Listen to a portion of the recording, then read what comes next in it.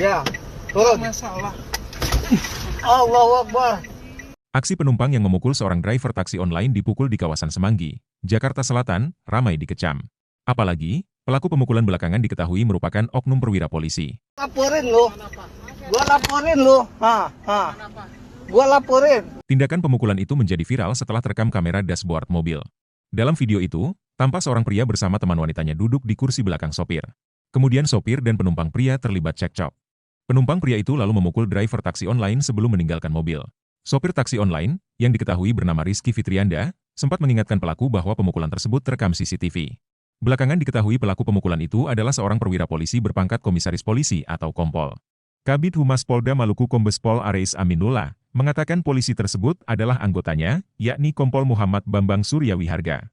Ia menjabat sebagai Kasubdit Gakum Ditlantas Polda Maluku. Itu memang anggota Kasubdit Gakum Dirlantas, kata Areis kepada pers, Minggu 3 November 2024. Areis menyebut insiden itu terjadi pada 31 Oktober lalu. Saat itu Kompol Bambang Surya sedang bersama tunangannya. Ia berada di Jakarta terkait dengan rencana pernikahan. Kejadian di Jakarta pada 31 Oktober, dalam rencana pernikahan, ujar Areis. Ia menambahkan, hingga saat ini Kompol Bambang Surya masih berada di Jakarta. Areis menuturkan, Kapolda Maluku sudah memerintahkan untuk menindak personel yang melakukan tindak kekerasan tersebut. Kapolda kemarin sudah meminta Kadif Propam agar menindak, ungkapnya.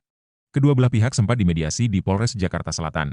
Namun, belakangan sopir taksi online yang jadi korban, yakni Rizky Fitrianda tak terima dengan mediasi itu dan berujung pelaporan polisi ke SPKT Polres Jaksel. Kasih Humas Polres Jaksel AKP Nurmadewi membenarkan hal itu. Dia menyebut, laporan Rizky telah diterima.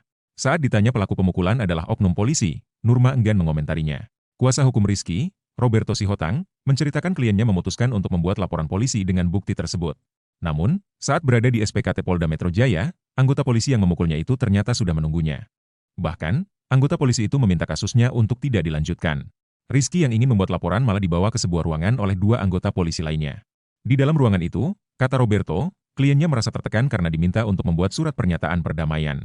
Bahkan, Rizky dijanjikan uang ganti rugi sebesar 5 juta rupiah oleh dua anggota polisi yang membawanya untuk biaya pengobatan. Merasa tak berdaya, akhirnya Rizky membuat surat perdamaian itu dengan tulisan tangannya seperti video yang viral. Terus tadi kan bilangnya 5 juta rupiah, kemudian ditransfer ternyata cuma 2 juta rupiah. Nah, uang 2 juta rupiah itu sampai hari ini tidak digunakan oleh si Rizky, ungkap Roberto. Oleh karena itu, Rizky kembali membuat surat pernyataan yang berisi pencabutan surat perdamaian tersebut. Kemudian, dia membuat laporan ke Polres Metro Jakarta Selatan.